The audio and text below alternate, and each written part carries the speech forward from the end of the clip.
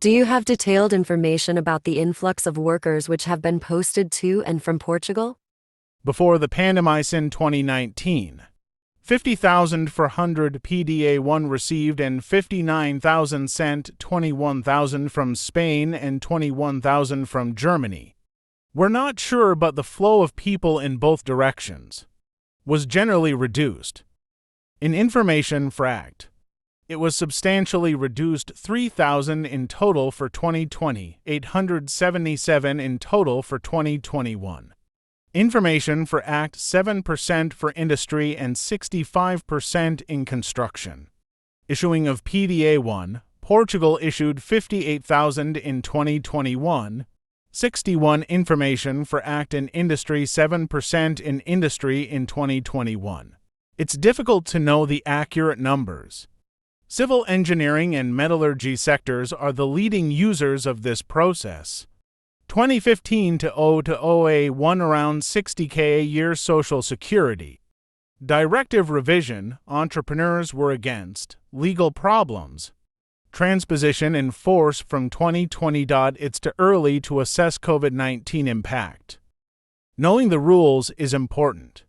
For the proper implementation of the Laval process, equal pay in the workplace. There are different forms of employment. This is not a good principle and it impacts the competition. Due to pricing, posted workers must have equivalent pay in the host country. In the metallurgy sector, delay in approving posting lost business opportunities. In France, mandatory issuance of A1 for each posting. Work of posted workers is based on qualifications. Competitive prices are also very important. Service is specialized and complexity is often important. Highly specialized businesses. War, inflation, costs, energy, qualifications. Portugal, model based on export domestic market, higher risk. Reduced consumption and inadequate company liquidity, poor resilience. Importer companies dependent on foreign relations. France is an important market for Portugal. Gold plating goes outside the boundaries required by the transposition of the directive. To what extent has the pandemic restricted the implementation of the Posted Workers Directive in respective countries?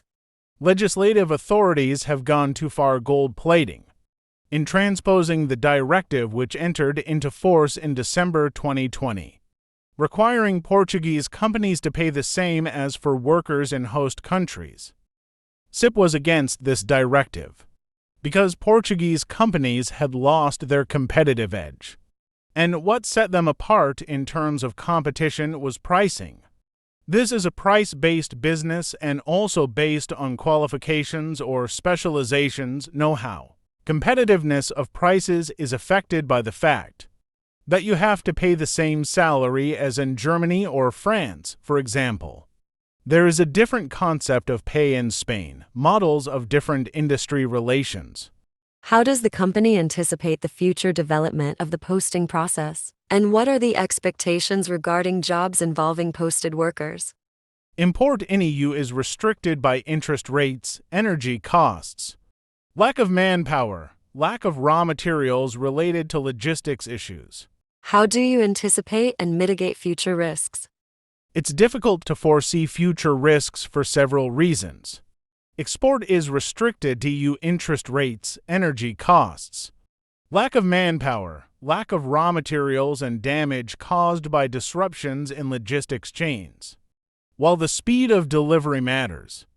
Moreover, it is difficult to understand the statistics related to posted workers.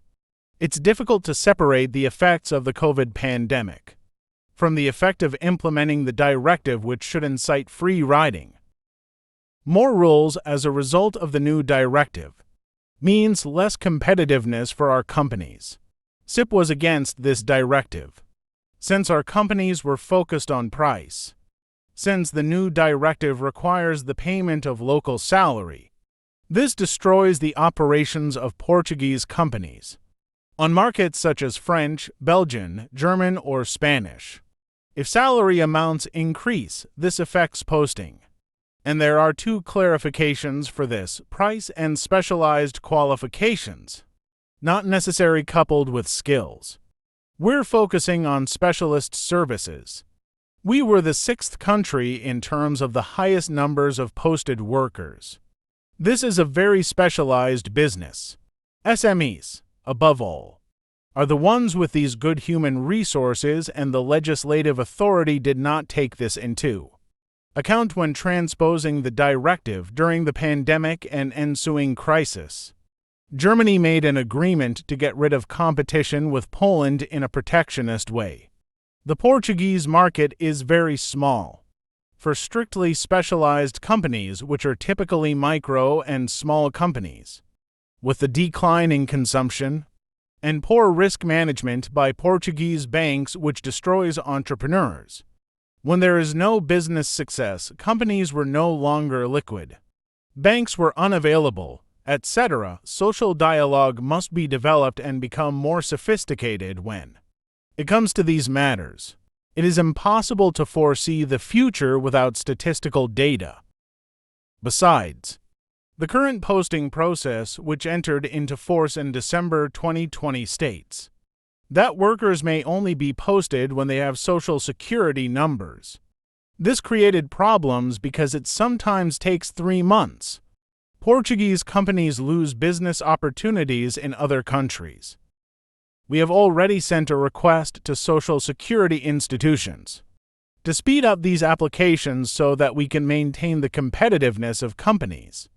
In this business, cooperation between the Act and Social Security and other bodies from other countries will improve the existing information about the business of posted workers, because it's still difficult to have the true sense of current developments. This would also contribute to improvement of information in the European Labour Association and creating a dedicated portal. AMAP knows nothing. Only Social Security knows and issues A1.